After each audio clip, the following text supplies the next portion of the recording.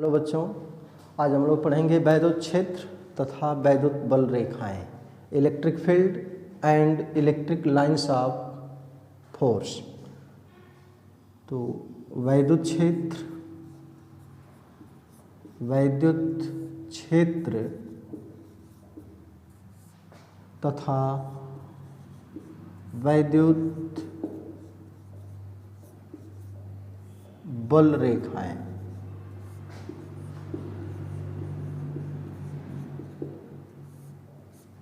वैद्युत क्षेत्र तथा वैद्युत बल रेखाएं, इलेक्ट्रिक फील्ड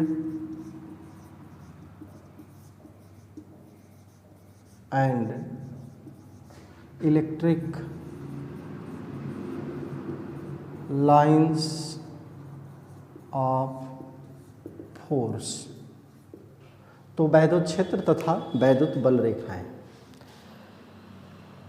कूलाम का नियम हमने पढ़ा, जिसमें दो आवेशों के बीच लगने वाले वैद्युत बल और उसका रिलेशन, उसका संबंध। आवेश के बारे में हमने पढ़ा, धन आवेश, ऋण आवेश, दो प्रकार के आवेश। सजातीय आवेशों में प्रतिकर्षण, विजातीय आवेशों में आकर्षण, सजातीय आवेशों में प्रतिकर्षण बल लगता है। आज हम वैद्युत क्षेत्र की परिकल्पना, वैद्युत क्षेत्र का कॉन्सेप्ट क्लियर करेंगे। वैद्युत क्षेत्र को हम समझने का प्रयास करेंगे। वैद्युत क्षेत्र को जानने के लिए हमने जैसे मान लिया यहाँ पर हमने कोई आवेश रखा प्लस क्यू, किसी बिंदु पर हमने प्लस क्यू आवेश को रख दिया, एक धनात्मक आवेश रख दिया। अब यह धनात्मक आवेश अपने समीप, अपने आसपास में रखे किसी आवेश पर बल लगाएगा। जो दूसरा आवेश होगा, अगर समान प्रकृति का होगा, धन आवेश होगा, तो उसको ये प्रतिकर्षित करेगा, और विजातीय आवेश होगा, इसके विपरीत प्रकृति का होगा, तो उसे आकर्षित करेगा। अब हम इस आवेश के द्वारा किसी दूसरे आवेश पर लगने वाले वैद्युत बल को समझेंगे और उसी के आधार पर ये वैद्युत क्षेत्र को समझेंगे। एक दूसरे आवेश की जिसकी हम चर्चा करेंगे इस चैप्टर में, अब ये बार बार ये शब्द आने वाला है, परीक्षण आवेश। एक हम लेंगे परीक्षण आवेश, इसकी बात समझें। परीक्षण आवेश, इसको हम लोग कहते हैं टेस्ट चार्ज। ये है टेस्ट चार्ज। ये परीक्षण आवेश बहुत सूक्ष्म परिमाण का आवेश होता है, और ये परीक्षण आवेश इसके द्वारा लगाए गए बल का अनुभव करता है। ये परीक्षण आवेश दोनों प्रकृति का होता है, पॉजिटिव भी होता है, निगेटिव भी होता है। Positive test charge, negative test charge, ये दो ये चार्ज हैं। कैसे? टेस्ट चार्ज, परीक्षण आवेश, परीक्षण करने का ये काम करेंगे। इनका काम है इसके द्वारा उत्पन्न वैद्युत क्षेत्र का परीक्षण करना कि ये किस तरह का वैद्युत क्षेत्र कहाँ तक की एरिया में उत्पन्न करेगा। तो ये टेस्ट चार्ज है। अब ये प्लस क्यू आवेश यहाँ पर रखा है, एक हम परीक्षण आवेश यानी पॉजिटिव टेस्ट चार्ज को यहाँ पर रख देते हैं। देखते हैं कि इस पॉजिटिव टेस्ट चार्ज पर ये वाला आवेश कैसा बल लगाएगा। तो चूंकि ये पॉजिटिव टेस्ट चार्ज ले रहे हैं, तो ये इसे प्रतिकर्षित करेगा, अपने से दूर हटाएगा, अपने से ये दूर करेगा। अगर यहाँ पर निगेटिव टेस्ट चार्ज रखेंगे तो ये अपनी ओर आकर्षित करेगा, अपनी ओर खींचेगा। तो यहाँ पर वैद्युत बल लग रहा है। इसके आगे यहाँ पर हम लगाएंगे, यहाँ पर रखेंगे पॉजिटिव टेस्ट चार्ज को, यहाँ पर रख लेते हैं। तो देखते हैं कि इसके द्वारा इस पर लगाया गया बल कुछ है, यानी ये अपने से दूर इसको प्रतिकर्षित कर रहा है। यहाँ पर बल लग रहा है, भले ही इसकी तुलना में यहाँ पर बल कम है, लेकिन बल यहाँ पर लग रहा है। आगे और पोजीशन इसकी बढ़ाएंगे, आगे स्थिति इसको बढ़ाएंगे, यहाँ पर करेंगे। तो देख रहे हैं कि यहाँ पर भी रखने पर इस पॉजिटिव टेस्ट चार्ज पर ये वाला आवेश बल लगा रहा है। ऐसे आगे बढ़ते जाएंगे, लेकिन और देखते जाएंगे कि यहाँ पर बल अधिक लगा था, यहाँ कम लगा, यहाँ पर और कम लगा, आगे और कम लगेगा। और एक बार ऐसी स्थिति आएगी जहाँ पर हम ये कहेंगे कि इस बाउंड्री के इधर हम टेस्ट चार्ज को रखेंगे तो वैद्युत बल लगेगा, लेकिन इसके आगे रखेंगे तो उस पर वैद्युत बल नहीं लगेगा। इसके अंदर है पॉजिटिव टेस्ट चार्ज को रखना है तो वैद्युत बल लगा रहा है, ये लगा रहा है। लेकिन इसके जैसे ही बाहर रखते हैं तो अब उस टेस्ट चार्ज पर कोई बल नहीं लगता है। तो इस आवेश के चारों ओर इतनी ही दूरी पर, यहाँ पर हमने यहाँ पर इतनी एरिया एक बनाए, तो इस एरिया में टेस्ट चार्ज को रखेंगे तो उस पर वैद्युत बल तो लगेगा, लेकिन इसके बाहर रखेंगे तो उस पर वैद्युत बल नहीं लगेगा। तो किसी आवेश के चारों ओर का वह क्षेत्र जिसमें इस धन परीक्षण आवेश पर वैद्युत बल लग रहा है, कैसा? प्रतिकर्षण का। या ऋण परीक्षण आवेश पर बल लग रहा है, कैसा? तो आकर्षण का। तो जितनी एरिया में ये आवेश इस टेस्ट चार्ज पर वैद्युत बल लगाएगा वह एरिया वैद्युत क्षेत्र कहलाएगी। किसका वैद्युत क्षेत्र? इस आवेश का। इस दिए गए आवेश का वैद्युत क्षेत्र, वैद्युत क्षेत्र क्या है? जिस एरिया में, जिस क्षेत्र में पॉजिटिव टेस्ट चार्ज पर ये बल आरोपित करता है, वैद्युत बल आरोपित करता है, उसी को हम कहते हैं वैद्युत क्षेत्र, इलेक्ट्रिक फील्ड। अब ये अकेले एक आवेश यहाँ पर है, यदि यहीं पर हम कई आवेशों को ले लेते, अलग अलग परिमाण के, कुछ कोई Q1 आवेश, कोई Q2 आवेश, कोई Q3 आवेश, ऐसे कई थे आवेश यहाँ पर ले लिए जाएं, कई आवेश ले लिए जाएं, तो इसको हम कहते हैं आवेश समुदाय। आवेशों का एक निकाय है, इसे हम कहेंगे आवेश समुदाय। तो जिस तरह से एक अकेला आवेश अपने चारों ओर वैद्युत क्षेत्र उत्पन्न किया, उसी तरह से आवेशों का ये समूह भी अपने चारों ओर एक वैद्युत क्षेत्र बनाएगा। वैद्युत क्षेत्र का मतलब आवेश समुदाय के द्वारा धन परीक्षण या ऋण परीक्षण आवेश पर वैद्युत बल जहाँ तक लगेगा वही एरिया इस आवेश समुदाय का वैद्युत क्षेत्र होगा। तो वैद्युत क्षेत्र क्या है? किसी आवेश के चारों ओर का वह क्षेत्र या किसी आवेश समुदाय के चारों ओर का वह क्षेत्र जिसमें कोई परीक्षण आवेश, कोई अन्य आवेश आकर्षण या प्रतिकर्षण बल का अर्थात वैद्युत बल का अनुभव करता है, उससे क्या कहेंगे? उसे कहेंगे वैद्युत क्षेत्र। किसी आवेश अथवा आवेश समुदाय के चारों ओर का वह क्षेत्र जिसमें किसी परीक्षण आवेश पर, किसी अन्य आवेश पर वैद्युत बल लगता है, उसे कहते हैं वैद्युत क्षेत्र। तो वैद्युत क्षेत्र की बात हो गई। किसी आवेश तथा आवेश समुदाय के चारों ओर का वह क्षेत्र जिसमें उसके आकर्षण या प्रतिकर्षण बल का या वैद्युत बल का अनुभव होता है, उसे कहेंगे वैद्युत क्षेत्र, इलेक्ट्रिक फील्ड। अब हम बात थोड़ी सी करेंगे वैद्युत बल रेखाओं की। अब यहाँ पर हमने आवेश रख दिया, ये आवेश है +Q, ऐसे रख दिए किसी बिंदु पर। यहाँ पर यदि इसी के समीप कहीं इस बिंदु पर एक हम पॉजिटिव चार्ज को रखें, पॉजिटिव टेस्ट चार्ज को रखें, तो उस पॉजिटिव टेस्ट चार्ज को ये प्रतिकर्षित करेगा, बल लगाएगा और उस वैद्युत बल के कारण ये आगे की ओर बढ़ेगा। तो आगे बढ़ेगा, यहाँ पर जाएगा वैद्युत बल सीधी रेखा में, तो वैद्युत बल के कारण ये यहाँ से चल के यहाँ जाएगा, यहाँ भी वैद्युत बल लग रहा है तो और आगे बढ़ेगा, आगे इस तरह से बढ़ता जाएगा और आगे बढ़ने वाले इन बिंदुओं को इस तरह से मिलाएं तो ये एक हमें रेखा प्राप्त होगी। ये रेखा धन परीक्षण आवेश के चलने से बनी है और वैद्युत क्षेत्र में ही ये रेखा बनेगी। तो वैद्युत क्षेत्र में धन परीक्षण आवेश के चलने से जो पथ बनेगा, जो मार्ग बनेगा, वह मार्ग वैद्युत बल रेखा कहलाएगा। ये वैद्युत बल रेखा हो गई इस तरह से। यदि हर एक बिंदुओं पर इस धन Q आवेश के कारण परीक्षण आवेश पर लगने वाले वैद्युत बल की दिशा हमेशा अगर सेम रहे, एक ही दिशा में रहे, तो ये वैद्युत बल रेखा एक सीधी रेखा के रूप में प्राप्त होगी। लेकिन यदि अलग अलग बिंदुओं पर ये वैद्युत क्षेत्र की, वैद्युत बल की दिशा बदलती रहेगी तो ये जो वैद्युत बल रेखा होगी ये एक वक्राकार रेखा के रूप में आएगी। तो ये वैद्युत बल रेखाएं जो होती हैं ये वक्राकार रेखाओं के रूप में प्राप्त हो जाती हैं। वैद्युत बल रेखाएं इस तरह के वक्राकार रेखाओं के रूप में होती हैं, इस तरह से ये वैद्युत बल रेखाएं। ये निष्कोण, इसमें कोई कोण नहीं बनता। कोण बनने का मतलब इस तरह से चल करके ऐसे नहीं होगी कि यहाँ पर एंगल कोई बन जाए। तो ये वैद्युत बल रेखाएं इस तरह से वक्राकार रेखाओं के रूप में होती हैं। वैद्युत बल रेखाएं कहाँ खींची जाएंगी? कोई आवेश वैद्युत क्षेत्र उत्पन्न करेगा, उस वैद्युत क्षेत्र में खींची जाएंगी। तो वैद्युत बल रेखाएं वैद्युत क्षेत्र में खींची गई वे काल्पनिक निष्कोण वक्राकार रेखाएं होती हैं जिस पर एक स्वतंत्र व पृथक्कृत धन परीक्षण आवेश चलता है। अगर यहाँ प्लस क्यू आवेश है, इधर माइनस क्यू आवेश है, तो प्लस क्यू आवेश से माइनस क्यू आवेश की ओर धन परीक्षण आवेश यहाँ रखेंगे तो ये यहाँ से इस तरह से मार्ग पर चलते हुए जाएगा। यहाँ रखेंगे धन परीक्षण आवेश से ऋण परीक्षण की ओर, ये धन परीक्षण आवेश चलेगा। तो चलने से जो ये वक्राकार रेखाएं मिली, ये वक्राकार रेखाएं क्या हैं? वैद्युत बल रेखाएं हैं। वैद्युत बल रेखाएं कहाँ खींची जाएंगी? वैद्युत क्षेत्र में खींची जाएंगी। यानी वैद्युत बल रेखाएं वैद्युत क्षेत्र का प्रदर्शन करती हैं।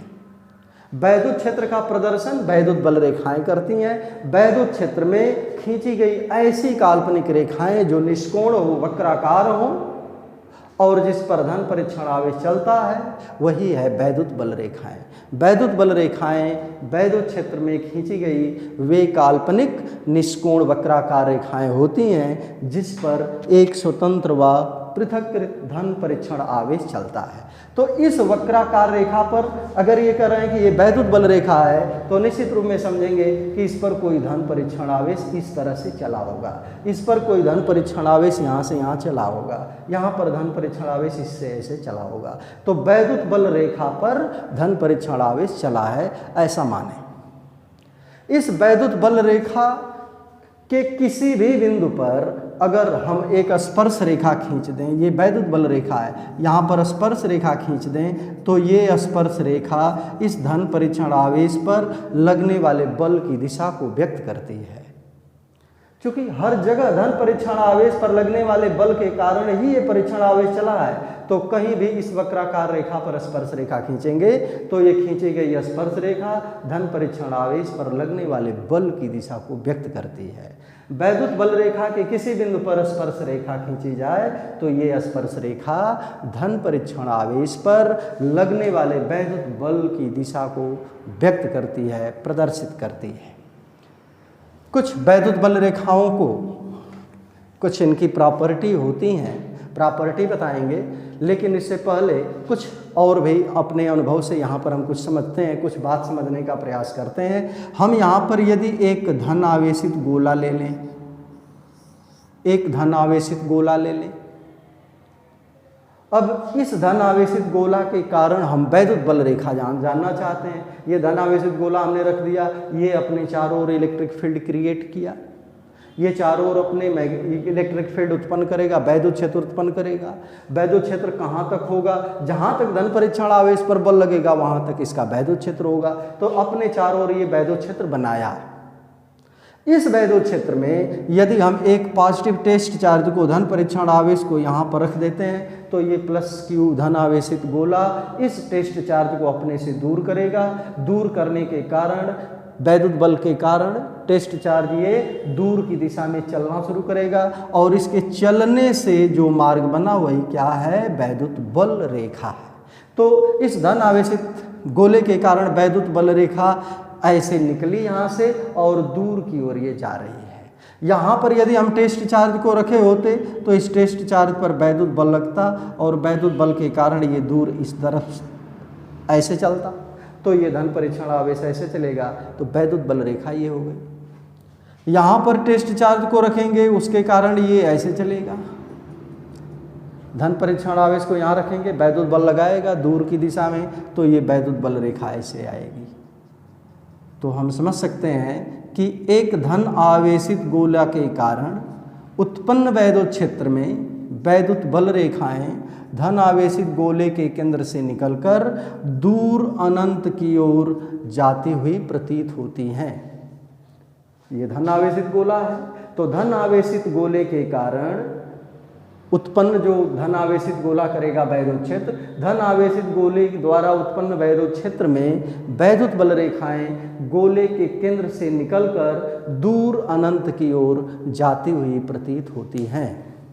अब यदि हम ऋण आवेशित गोले की बात करें, एक बार ऋण आवेशित गोला ले लें, यहीं पर माइनस क्यू आवेश ले लें, ऐसे एक हम पॉजिटिव टेस्ट चार्ज को यहाँ रख लें, यहाँ रख लें, तो पॉजिटिव टेस्ट चार्ज को यहाँ रखेंगे, चूँकि वो पॉजिटिव है, ये नेगेटिव है, तो आकर्षण बल लगेगा, ये टेस्ट चार्ज इस दिशा में चलेगा वैद्युत बल के कारण। तो चलने से जो मार्ग बना वो एक सीधी रेखा में ऐसे आएगा, ऐसे चला, वैद्युत बल की दिशा ये है, टेस्ट चार्ज के चलने की दिशा ये है। तो ये आगे ये कहलाएगी वैद्युत बल रेखा।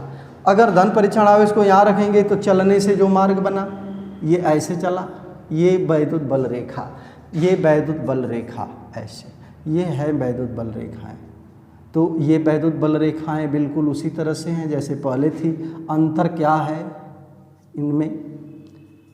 इनमें अंतर क्या दिखाई दिया? अंतर ये कि इसमें जो वैद्युत बल रेखाएं थी गोले के केंद्र से दूर अनंत की ओर जाती हुई प्रतीत हुई थी, इसमें वैद्युत बल रेखाएं दूर अनंत से गोले के केंद्र पर मिलती हुई प्रतीत होती हैं, केंद्र की ओर आती हुई प्रतीत होती हैं। तो धन आवेशित गोला के कारण वैद्युत बल रेखाएं दूर अनंत की ओर जाती हुई प्रतीत होंगी, ऋण आवेशित गोला के कारण वैद्युत बल रेखाएं अनंत से उस गोले के केंद्र की ओर आती हुई प्रतीत होती हैं। तो धन आवेशित गोले से वैद्युत बल रेखा दूर और ऋण आवेश के कारण वैद्युत बल रेखा उस गोले के केंद्र की ओर। यदि यहाँ पर हम एक प्लस क्यू आवेश ले लें और समान परिमाण का उसी की तरह का यहाँ पर माइनस क्यू आवेश ले लें,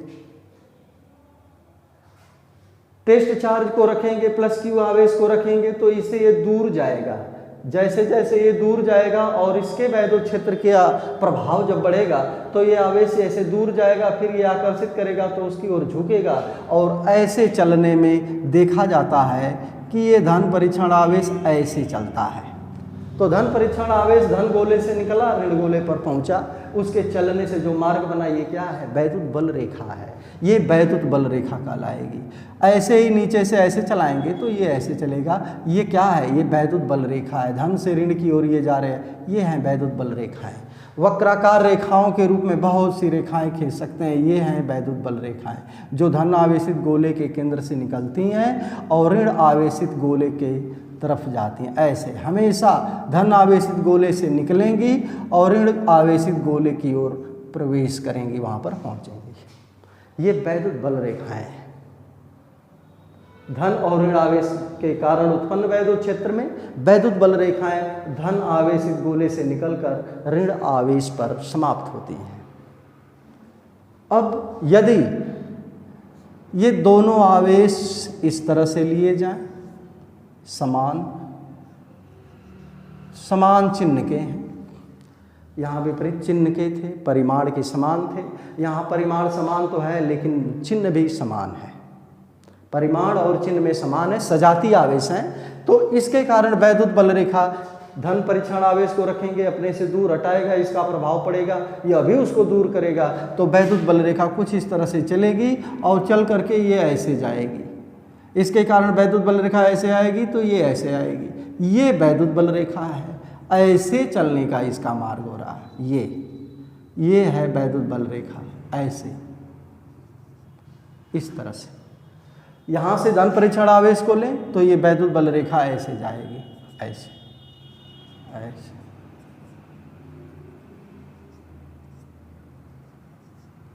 ये वैद्युत बल रेखा है इस तरह से।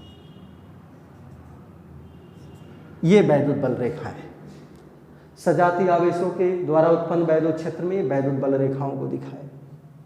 एक बड़ी इंपॉर्टेंट पॉइंट यहाँ पर समझना है, यदि इन दोनों को मिलाने वाली एक रेखा खींचें, धन परीक्षण आवेश को हम यहाँ पर रखेंगे तो ये अपने से दूर हटाएगा, इधर की ओर बल लगाएगा, ये वाला अपने से दूर हटाएगा, लेकिन ये इसके चूंकि बहुत नज़दीक जब रहेगा तो ये दूर हटाएगा, तो धन परीक्षण आवेश इधर की ओर चलता जाएगा, चलता जाएगा, चलता जाएगा। जैसे जैसे धन परीक्षण आवेश इधर की ओर जाएगा, इससे जब दूरी बढ़ेगी तो इसके द्वारा लगाया गया बल घटेगा। यानी जितना बल यहाँ लग रहा था, अब इसका प्रभाव करते हैं, यहाँ पर इसका बल ज़्यादा था, यहाँ पर कम हुआ, यहाँ पर थोड़ा कम हुआ, यहाँ पर थोड़ा कम हुआ, लेकिन जैसे जैसे इधर जा रहा है इसका प्रभाव कम होने से बल घट रहा है, तो इसके नज़दीक आने से इसका प्रभाव बढ़ रहा है। ये बल किधर लगाएगा? इधर बल लगाएगा। तो इन दोनों के बीच वाली पोजीशन पर विचार कर लें एक बार। ठीक दोनों आवेशों को मिलाने वाली रेखा के मध्य बिंदु पर यदि हम एक धन परीक्षण आवेश को रखेंगे तो चूंकि समान परिमाण के दोनों आवेश हैं तो जितना बल धन परीक्षण आवेश पर ये इधर लगाएगा उतना ही बल ये वाला आवेश इस पर इधर लगाएगा। यहाँ पर ये दोनों बल बराबर लगेंगे और विपरीत दिशाओं में लगेंगे तो परिणामी क्या आएगा? 0। दोनों आवेशों को मिलाने वाली रेखा के मध्य बिंदु पर धन परीक्षण आवेश पर लगने वाला वैद्युत बल 0 है तो वहां वैद्युत क्षेत्र भी 0 है। जिस स्थान पर परिणामी वैद्युत बल 0 हो जाए उस स्थान को कहते हैं उदासीन बिंदु, न्यूट्रल पॉइंट।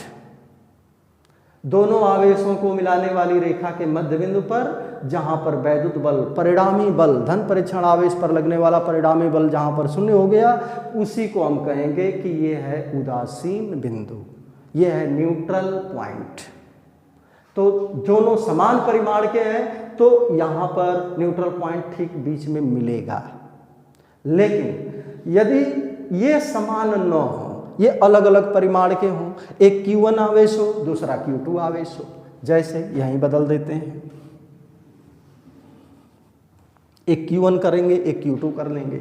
एक बड़ा आवेश है Q1 Q2, हमने मान लिया Q1 का जो मान है वो Q2 से बड़ा है तो दोनों को मिलाने वाली रेखा ये हो गई। अब ठीक मध्य बिंदु पर जाएंगे, ये आवेश बड़ा है तो इधर की ओर बड़ा बल लगेगा, ये आवेश छोटा इधर की ओर कम बल लगेगा तो यहाँ उदासीन बिंदु नहीं मिल पाएगा। लेकिन थोड़ा थोड़ा और दूरी बढ़ाएंगे तो दूरी बढ़ने से इसका प्रभाव कम होगा, बल घटेगा, और इसका प्रभाव बढ़ेगा, बल बढ़ेगा, तो एक पोजीशन मिलेगी जहाँ पर पुनः परिणामी बल 0 हो जाएगा। तो दोनों को मिलाने वाली रेखा के मध्य बिंदु से आगे थोड़ा सा बढ़ना पड़ा। जब समान थे तो मध्य बिंदु पर, समान नहीं थे बड़ा था तो इससे बड़ी दूरी पर यहाँ पर एक जरूर हमें पॉइंट मिल जाएगा जहाँ पर वैद्युत बल 0 होगा तो न्यूट्रल पॉइंट यहाँ पर मिलेगा, उदासीन बिंदु यहाँ पर हो गया। इस उदासीन बिंदु की स्थिति ज्ञात करने के लिए एक फार्मूला है। मानते हैं इस प्लस Q1 आवेश से उदासीन बिंदु की दूरी R1 है, इससे इसकी दूरी R2 है, तो R1 और R2 की वैल्यू ज्ञात करना चाहें तो इसका एक फार्मूला है Q1 अपान R1 स्क्वायर बराबर Q2 अपान R2 स्क्वायर। ऐसे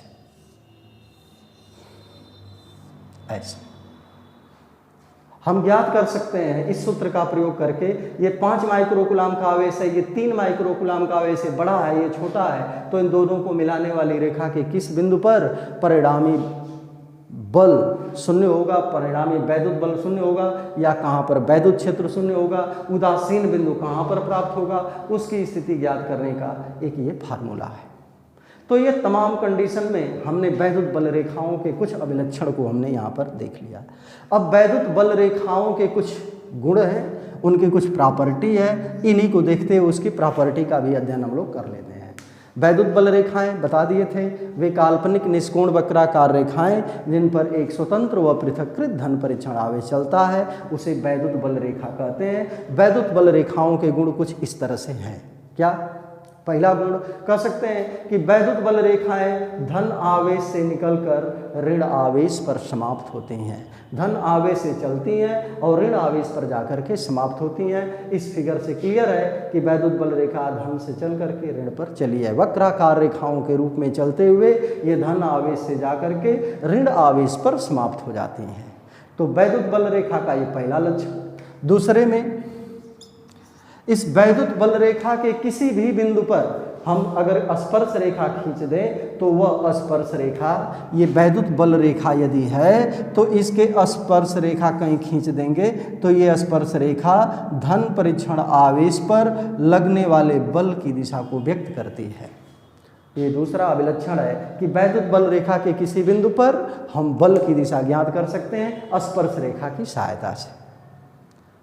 2 पॉइंट। तीसरे पॉइंट में दो वैद्युत बल रेखाएं एक दूसरे को कभी नहीं काटती हैं। जितनी वैद्युत बल रेखाएं होती हैं वो सब ऐसे चलती हैं, इस तरह ऐसे चल सकती हैं। यहाँ चलेंगी तो इस तरह से तमाम वैद्युत बल रेखाएं होंगी, लेकिन काट नहीं सकती दो बल रेखाएं। इसका कारण क्या है? द्रवों के प्रवाह में फ्लो ऑफ लिक्विड्स 11वीं की कक्षा में हमने पढ़ा है कि जो द्रव होता है विभिन्न परतों में होकर के बहता है, और एक परत दूसरी परत जैसे जैसे ऊपर जाते हैं परतों का वेग बढ़ता जाता है। और जब जल का प्रवाह, द्रव का प्रवाह इस तरह से एक नियमित रूप में होता है तो ऐसा प्रवाह हमने धारा रेखी प्रवाह का नाम हमने पढ़ा है, और वहाँ भी पढ़े थे कि दो धारा रेखाएं एक दूसरे को कभी नहीं काटती, क्योंकि कटान बिंदु पर वेग की दो दिशाएं समान हो जाएंगी। वेग क्यों? क्योंकि कहा गया था कि धारा रेखा के किसी बिंदु पर खींची गई स्पर्श रेखा द्रव के वेग की दिशा को व्यक्त करती है। यहाँ पर वैद्युत बल रेखा के किसी बिंदु पर खींची गई स्पर्श रेखा उस बिंदु पर वैद्युत बल की दिशा को व्यक्त करती है। तो वहाँ पर दो धारा रेखाएं नहीं काट सकती हैं। यहाँ पर हम कहेंगे दो वैद्युत बल रेखाएं एक दूसरे को कभी नहीं काट सकती हैं। क्यों? क्योंकि अगर किसी बिंदु पर दो, एक ये वैद्युत बल रेखा इधर गई, दूसरी वैद्युत बल रेखा इधर गई, अगर ये दो वैद्युत बल रेखाएं काटेंगी तो इनके कटान बिंदु पर दो स्पर्श रेखाएं खींची जा सकती हैं, एक इधर की ओर एक इधर की ओर। ऐसे इस पहली वाली बल रेखा पर स्पर्श रेखा इधर है, इस बिंदु पर बल इधर बता रहा है। ये दूसरी स्पर्श रेखा ये है, दूसरी जो वैद्युत बल रेखा है इस पर खींची गई स्पर्श रेखा ये है। तो एक ही बिंदु पर ये बल की दो दिशाएं दिखाई जा रही हैं। यहाँ पर वैद्युत क्षेत्र में किसी एक बिंदु पर बल एक ही दिशा में लग सकता है, इसलिए जब दो दिशाएं बल की संभव नहीं है तो दो रेखाएं एक दूसरे को कभी काट भी नहीं सकती हैं। तो दो वैद्युत बल रेखाएं एक दूसरे को कभी नहीं काटती, क्योंकि कटान बिंदु पर दो स्पर्श रेखाएं खींची जा सकती हैं जो कि असंभव है, इसलिए वैद्युत बल रेखाएं एक दूसरे को कभी नहीं काटती। 3 पॉइंट हुआ। चौथे पॉइंट में कहते हैं वैद्युत बल रेखाएं अपनी लंबाई में सिकुड़ने का प्रयत्न करती हैं, सिकुड़ने का प्रयास करें। ये सिकुड़ रही हैं अपनी लंबाई में। ऐसा क्यों? ऐसा इसलिए कि विजातीय आवेशों में आकर्षण है। यह यहाँ से आवेश चला था, अगर ये ऋणात्मक नहीं होता तो इधर नहीं आता, ऐसे सीधे निकल जाता। तो विजातीय आवेशों में आकर्षण के गुण के कारण ये वैद्युत बल रेखाएं अपनी लंबाई में सिकुड़ने का प्रयत्न करती हैं। ये चौथी प्रॉपर्टी, वैद्युत बल रेखाएं अपनी लंबाई में सिकुड़ने का प्रयत्न करती हैं। चौथा पॉइंट हुआ। पांचवें पॉइंट में वैद्युत बल रेखाएं, यहाँ पर सजातीय आवेश की कंडीशन में है, वैद्युत बल रेखाएं अपनी लंबाई के लंबवत दिशा में दूर हटने का प्रयत्न करती हैं, अर्थात विजातीय आवेशों में प्रतिकर्षण होता है। सजातीय आवेशों में आकर्षण, विजातीय आवेशों में प्रतिकर्षण। पहली प्रॉपर्टी, वैद्युत बल रेखाएं धन से निकलकर, धन आवेश से निकलकर ऋण आवेश पर समाप्त होती हैं। दूसरी प्रॉपर्टी, वैद्युत बल रेखा के किसी बिंदु पर खींची गई स्पर्श रेखा उस बिंदु पर धन परीक्षण आवेश पर लगने वाले बल की दिशा को व्यक्त करती है। तीसरी प्रॉपर्टी, वैद्युत बल रेखाएं एक दूसरे, वैद्युत बल रेखाएं बताए कैसे? तीसरा पॉइंट में दो वैद्युत बल रेखाएं एक दूसरे को कभी नहीं काटती हैं, क्योंकि कटान बिंदु पर दो स्पर्श रेखाएं खींची जाएंगी जो एक ही स्थान पर वैद्युत बल की दो दिशाओं को व्यक्त करेंगी, और यह संभव नहीं है, अतः दो वैद्युत बल रेखाएं एक दूसरे को कभी नहीं काटती हैं। चौथे पॉइंट में वैद्युत बल रेखाएं अपनी लंबाई में सिकुड़ने का प्रयत्न करती हैं, जिससे पता चलता है कि विजातीय आवेशों में आकर्षण होता है। वैद्युत बल रेखाएं अपनी लंबाई के लंबवत दिशा में दूर हटने का प्रयत्न करती हैं, जिससे पता चलता है कि सजातीय आवेशों में प्रतिकर्षण होता है। यदि किसी स्थान पर वैद्युत बल रेखाएं इस तरह से दिखाई दें, समांतर और समदूरस्थ हों, किसी भी स्थान पर वैद्युत बल रेखाएं एक दूसरे के समांतर दिखाई दें, तो ये हमें यहाँ पर समझना चाहिए कि यहाँ पर वैद्युत क्षेत्र एक समान होता है,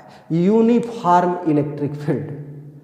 जहाँ पर वैद्युत बल रेखाएं समांतर दिखाई दें, समान दूरी पर दिखाई दें, वहाँ पर वैद्युत क्षेत्र एक समान होता है। इस चैप्टर में कई बार कहेंगे हम लोग कि एक समान वैद्युत क्षेत्र लेना है, तो जब भी वैद्युत क्षेत्र एक समान लेना है तो उसमें समांतर रेखाओं को खींच देंगे और वो समांतर रेखाएं बताएंगी कि एक समान वैद्युत क्षेत्र है। हर जगह वैद्युत क्षेत्र की तीव्रता, आगे पढ़ेंगे कि हर जगह वैद्युत क्षेत्र की तीव्रता समान है। अगर इसमें वैद्युत बल रेखा कुछ इस तरह से बन जाए, ऐसे बन जाए, इस तरह, तो जिस स्थान पर वैद्युत बल रेखाएं सघन होती हैं, घनी होती हैं, जहाँ इनकी भीड़ होती है, वहाँ पर वैद्युत क्षेत्र प्रबल होता है। अगर इस तरह का कहीं पर दिखाया जाए तो यहाँ पर मतलब होगा कि इस स्थान पर अगर ये बी पोजीशन है, ये ए पोजीशन है, तो ए पोजीशन पर वैद्युत क्षेत्र प्रबल होगा बी की तुलना में। नो, गलत। ए पर वैद्युत क्षेत्र का मान कम होता है और बी पर वैद्युत क्षेत्र का मान अधिक होता है। जहाँ पर दूर दूर होंगी वहाँ वैद्युत क्षेत्र कमज़ोर होगा और जहाँ वैद्युत बल रेखाएं घनी होंगी, नज़दीक होंगी, वहाँ वैद्युत क्षेत्र प्रबल होगा। यानी यहाँ पर कह सकते हैं कि ईबी का मान, वैद्युत क्षेत्र का मान बी पोजीशन पर वैद्युत क्षेत्र का मान ए की तुलना में बड़ा होगा। तो ये एक समान वैद्युत क्षेत्र है और ये है असमान वैद्युत क्षेत्र। असमान, एक आगे आएगा परिवर्ती वैद्युत क्षेत्र, जो समय के साथ वैद्युत क्षेत्र बदलता है, इसकी आगे चर्चा होगी, वह होता है परिवर्ती वैद्युत क्षेत्र। तो ये हमने पढ़ लिया वैद्युत क्षेत्र, वैद्युत बल रेखाएं, वैद्युत बल रेखाओं के गुण। एक छोटी सी परिभाषा हम वैद्युत क्षेत्र की तीव्रता की भी कर लेते हैं। यहाँ पर वैद्युत क्षेत्र की तीव्रता, वैद्युत क्षेत्र की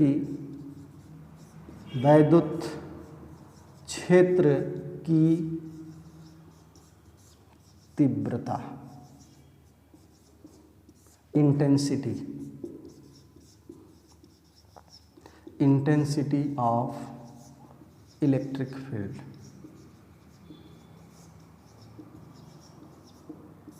फील्ड, इसको जैसा कि अभी हमने देखा कि यदि हम एक आवेश को ले लें, आवेश यदि हम रख लेते हैं किसी बिंदु पर, तो ये आवेश अपने चारों ओर एक वैद्युत क्षेत्र बनाएगा। वैद्युत क्षेत्र इस आवेश के चारों ओर बनाई गई वह एरिया है, वह क्षेत्र है जिसमें ये किसी अन्य धन या ऋण परीक्षण आवेश पर, अन्य किसी आवेश पर वैद्युत बल लगाएगा। तो ये एरिया बन गई है जिस पर ये वैद्युत बल लगाएगा, तो इसका यहाँ तक वैद्युत क्षेत्र माना गया है। अब इस वैद्युत क्षेत्र में हम यदि परीक्षण आवेश को यहाँ रखेंगे, इसके यदि ये नज़दीक है तो इस पर वैद्युत बल अधिक लगेगा, बड़ा वैद्युत बल लगेगा। यहाँ पर रखेंगे प्लस Q0 को, इससे ये दूर है तो इस पर वैद्युत बल लगेगा, लेकिन क्या ये जितना यहाँ पर वैद्युत बल था उतना है? तो अब नहीं उतना लगेगा, क्योंकि इससे दूरी बढ़ गई। दूरी पर यह वैद्युत बल निर्भर है, व्युत्क्रम वर्ग के नियम का पालन करता है, कूलाम का नियम। तो जितना बल यहाँ लगता है उतना बल यहाँ नहीं लगता है। और लगने वाले बल से हम जानते हैं कि वैद्युत क्षेत्र की तीव्रता क्या है। अलग अलग स्थानों पर वैद्युत क्षेत्र इसके चारों ओर है, इस चारों ओर के वैद्युत क्षेत्र में अलग अलग स्थान हम लेंगे, तो इन अलग अलग स्थानों पर लगने वाला बल अलग अलग होगा। तो अलग अलग स्थानों पर वैद्युत क्षेत्र की तीव्रता अलग अलग होगी।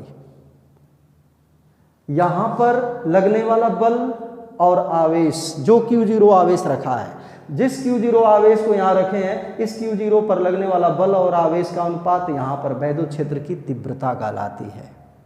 यहाँ पर परीक्षण आवेश पर लगने वाला बल और परीक्षण आवेश का अनुपात यहाँ की तीव्रता कहलाती है। तो दोनों जगह बल अलग अलग हैं, अतः दोनों जगह पर वैद्युत क्षेत्र की तीव्रता अलग अलग होगी। तो वैद्युत क्षेत्र की तीव्रता क्या है? वैद्युत क्षेत्र में किसी स्थान पर परीक्षण आवेश को रखने पर जो उस पर बल लगता है, वह बल और उस परीक्षण आवेश का अनुपात वैद्युत क्षेत्र की तीव्रता कहलाती है। इसे E से प्रदर्शित करते हैं, कैपिटल E।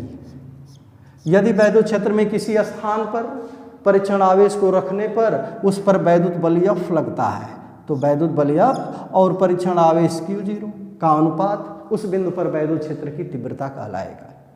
इस Q0 को एकांक कर दें, 1 कर दें, तो E का मान F के बराबर आएगा। वैद्युत क्षेत्र में किसी बिंदु पर, चूंकि अलग अलग बिंदु पर तीव्रता अलग अलग, तो किसी बिंदु का ये गुण है। तो वैद्युत क्षेत्र में किसी बिंदु पर एकांक, ये धन परीक्षण आवेश है, एकांक धन परीक्षण आवेश पर लगने वाले बल को उस बिंदु पर वैद्युत क्षेत्र की तीव्रता कहते हैं। वैद्युत क्षेत्र में किसी बिंदु पर एकांक धन परीक्षण आवेश पर Q0 को 1 कर दिया हमने, एकांक इसको कर दिया, एकांक धन परीक्षण आवेश पर जो लगने वाला बल है उसे वैद्युत क्षेत्र की तीव्रता कहते हैं। वैद्युत क्षेत्र की तीव्रता एक सदिश राशि है, इसे वेक्टर E से रिप्रेजेंट करते हैं, इसकी दिशा बल की दिशा में होती है। धन परीक्षण आवेश पर जिस दिशा में बल लगेगा उस दिशा में वैद्युत क्षेत्र की तीव्रता होगी। अगर ये प्लस Q आवेश वैद्युत क्षेत्र उत्पन्न किया, यहाँ पर धन परीक्षण आवेश को रखेंगे, बल इस दिशा में है तो इसके कारण वैद्युत क्षेत्र की तीव्रता इस दिशा में होगी। तो वैद्युत क्षेत्र की तीव्रता की दिशा इस धन परीक्षण आवेश पर लगने वाले बल की दिशा में होती है। अगर यही परीक्षण आवेश ऋणात्मक होता, ऋणात्मक परीक्षण आवेश होता, तो जिस दिशा में ऋण परीक्षण आवेश पर बल लगता है उसके विपरीत दिशा में बल की दिशा वैद्युत क्षेत्र की तीव्रता की दिशा होती है। ऋण परीक्षण आवेश पर जिधर बल लगेगा उसके विपरीत दिशा में वैद्युत क्षेत्र की तीव्रता होगी। अगर यहाँ ऋण आवेश होगा तो ये धन वाला आवेश इस पर किधर बल लगाएगा, इधर की ओर, तो वैद्युत क्षेत्र की तीव्रता इस दिशा में होगी। तो दिशा का निर्धारण अभी हम कर देंगे। मात्रक इसका देख लेते हैं, तो इसका मात्रक क्या होगा वैद्युत क्षेत्र की तीव्रता का, F बटे में Q0। तो मात्रक इसका मात्रक क्या हो गया, वैद्युत क्षेत्र की तीव्रता का मात्रक होगा F का मात्रक न्यूटन प्रति Q0 का मात्रक कूलाम। ये वैद्युत क्षेत्र की तीव्रता का मात्रक है न्यूटन प्रति कूलाम। एक बहुत इंपॉर्टेंट, एक दिन हम इसका मात्रक ये पढ़ेंगे, पहला मात्रक ये याद करेंगे। एक दिन ये एक सूत्र हम लोग पढ़ेंगे E बराबर V बटे डी, भी इसमें विभवांतर है और जिसका मात्रक वोल्ट होता है। इस सूत्र का जब प्रयोग करेंगे तो इसका मात्रक हम लोग वोल्ट प्रति मीटर भी पढ़ेंगे। तो वैद्युत क्षेत्र की तीव्रता का ये मात्रक होगा।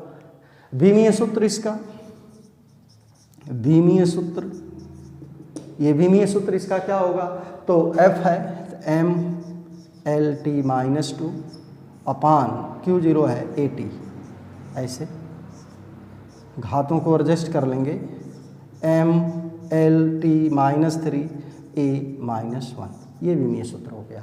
ये वैद्युत क्षेत्र की तीव्रता।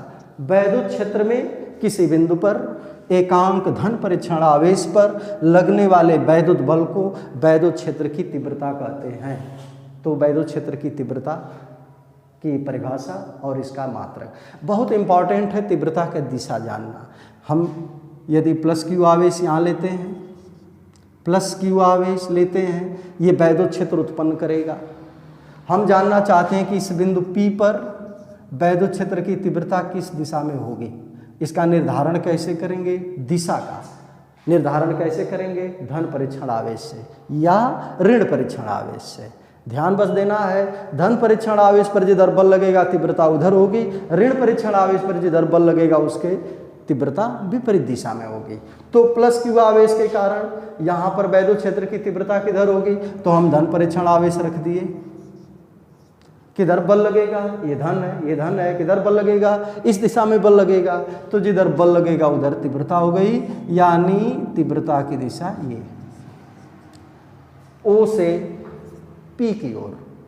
तो धन Q आवेश के कारण वैद्युत क्षेत्र की तीव्रता इधर हो गई। अब यदि माइनस Q आवेश हो, माइनस Q आवेश O बिंदु पर रखा हो, P बिंदु पर वैद्युत क्षेत्र की तीव्रता ज्ञात करनी है, धन Q0 से निकालना चाहते हैं, तो जान रहे हैं प्लस Q0 पर ये वाला माइनस Q आवेश अपनी तरफ बल लगाएगा, वैद्युत बल इधर लगाएगा। तो जिधर धन परीक्षण आवेश पर बल लगेगा उसी दिशा में वैद्युत क्षेत्र की तीव्रता, तो तीव्रता की दिशा ये आ गई। ऐसे वैद्युत क्षेत्र की तीव्रता ऋण आवेश के कारण उसी की ओर होती है। तो हमें जब वैद्युत क्षेत्र की तीव्रता की दिशा जाननी है तो हम धन परीक्षण आवेश का प्रयोग करेंगे। अगर ऋण परीक्षण आवेश से करना चाहते हैं तो ऋण परीक्षण आवेश से भी कर सकते हैं, जैसा कि प्लस Q आवेश है। हम जानना चाहते हैं यही P बिंदु पर तीव्रता किधर होगी, किससे टेस्ट करना चाहते हैं, माइनस Q0। हमें ध्यान देना है कि ये टेस्ट चार्ज है, केवल और केवल टेस्ट चार्ज। वैद्युत क्षेत्र उत्पन्न करने वाला ये है, ये वैद्युत क्षेत्र को उत्पन्न करने वाला है। जो जैसा बनाएगा अगर इसके द्वारा बनाया गया खाना मीठा है तो मीठा अगर खाना बनाया है तो टेस्ट करने वाला चाहे कोई हो उसको अगर खाएगा सही बताएगा तो मीठा ही बताएगा। तो टेस्ट करने वाला चाहिए रहे। वैद्युत क्षेत्र इसने नहीं दिया, ये तो पॉजिटिव टेस्ट चार्ज है। टेस्ट चार्ज एक सूक्ष्म परिमाण का आवेश है जो अपना स्वतः का वैद्युत क्षेत्र नहीं रखता है। ये इसके द्वारा उत्पन्न वैद्युत क्षेत्र का अनुभव करेगा, वैद्युत बल का अनुभव करेगा, अपने स्वतः वैद्युत क्षेत्र या इस पर वैद्युत बल नहीं लगाएगा। तो टेस्ट हमें -Q0 से करना है। +Q आवेश के कारण -Q0 पर बल किधर लगेगा, ये -Q0 है, बल इधर लगेगा। तो इस -Q0 पर बल इधर लगेगा, लेकिन वैद्युत क्षेत्र की तीव्रता, हाँ, तो इस -Q0 आवेश के पर लगने वाला वैद्युत बल किधर होगा, जिधर +Q आवेश है, आकर्षण का बल होगा, इस दिशा में आएगा। लेकिन हमने कहा है -Q0 पर जिस दिशा में वैद्युत बल लगेगा वैद्युत क्षेत्र की तीव्रता उसके विपरीत होगी। तो वैद्युत क्षेत्र की तीव्रता इसमें इधर आ गई, ये वैद्युत क्षेत्र की तीव्रता की दिशा आ गई। तो हम देख रहे हैं कि +Q आवेश के कारण वैद्युत क्षेत्र की तीव्रता परीक्षण चाहे हम +Q0 से करें या -Q0 से करें, वैद्युत क्षेत्र की तीव्रता हमेशा इस +Q आवेश से दूर की ओर ही होगी। इसी प्रकार से इस -Q आवेश के द्वारा उत्पन्न वैद्युत क्षेत्र की तीव्रता बिंदु P पर जानना है। यहाँ पर हम इस बार -Q0 से टेस्ट करना चाहते हैं, किधर बल लगेगा, इस -Q आवेश के कारण -Q0 पर बल तो इधर लगेगा, लेकिन तीव्रता किधर होगी, जिधर बल लगेगा उसके विपरीत, यानी तीव्रता इधर होगी। तो इस तरह से हम देखें कि चाहे टेस्ट चार्ज पॉजिटिव हो या नेगेटिव हो, +Q आवेश के कारण तीव्रता हमेशा दूर की ओर और -Q आवेश के कारण तीव्रता हमेशा उस आवेश की ओर होती है। तो आज हमने पढ़ लिया वैद्युत क्षेत्र, वैद्युत बल रेखाएं, वैद्युत बल रेखाओं के गुण, वैद्युत क्षेत्र की तीव्रता और बहुत इंपॉर्टेंट चीज़ वैद्युत क्षेत्र की तीव्रता की दिशा का हमने यहाँ पर निर्धारण कर लिया। अगले दिन वैद्युत क्षेत्र की तीव्रता पढ़ेंगे। आज का क्लास यहीं समाप्त होता है। धन्यवाद।